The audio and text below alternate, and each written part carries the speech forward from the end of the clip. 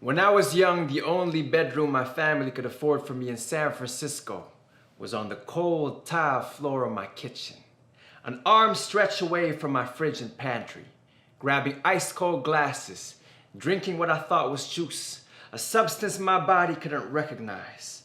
Its sweet taste made me drink more than my blood could bear. It was easy to gulp each value-priced concoction down till I was filled up, fed off the emptiness with a diabetic fate. This whole time I didn't know it was processed corn syrup and a bunch of chemicals, complicated combinations like the compounded tongue-twisting names that make up their ingredients, none of which came from an actual fruit. Now I started my mornings with Tony the Tiger, his confident stance on that box, that encouraging smile, flexing his crossed arms and giving me one thumb up, assuring that I'm making the right choices and that these delicious frosted flakes, well, they're great. Got me believing I worked through the afternoon like this muscular cat, after reading the hefty nutritional facts in the back, overlooking the grams of sugar and how the ingredients are simply transfigurations of corn. My daily menu was full of convenient options like Lay's potato chips for breakfast and Coca-Cola to wash it all down. I ate meals on bargain prices with budgets from bargain minimum wage work. My life was expendable for bargains with unforgiving medical bills on the horizon. I've seen what's ahead of us. I knew many parents, including my dad, who passed away at 40-something years old because of how they comforted themselves with food, corn syrup, water, and liquor after 12-hour work days and returning depressions. Half of my childhood friends have diabetes and weakening hearts, fearing long walks and hikes around the hills of their neighborhood, afraid they're too far gone to start loving themselves. I can feel the life expectancy lessen for us.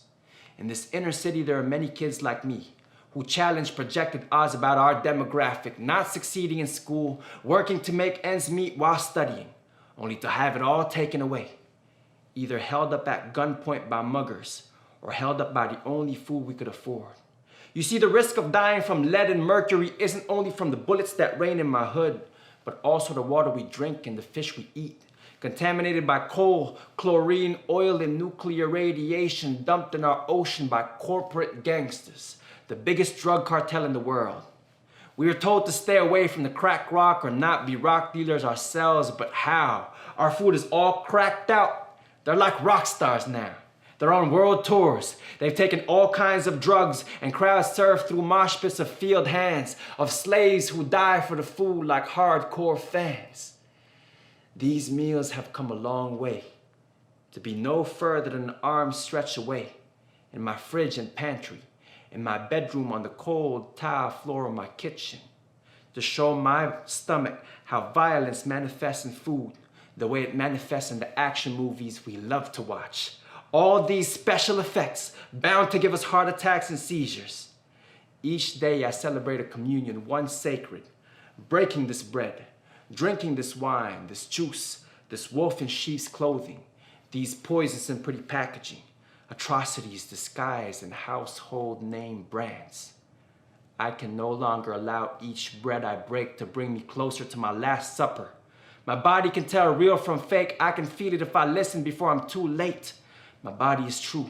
It knows real, recognize real. And so much is unfamiliar.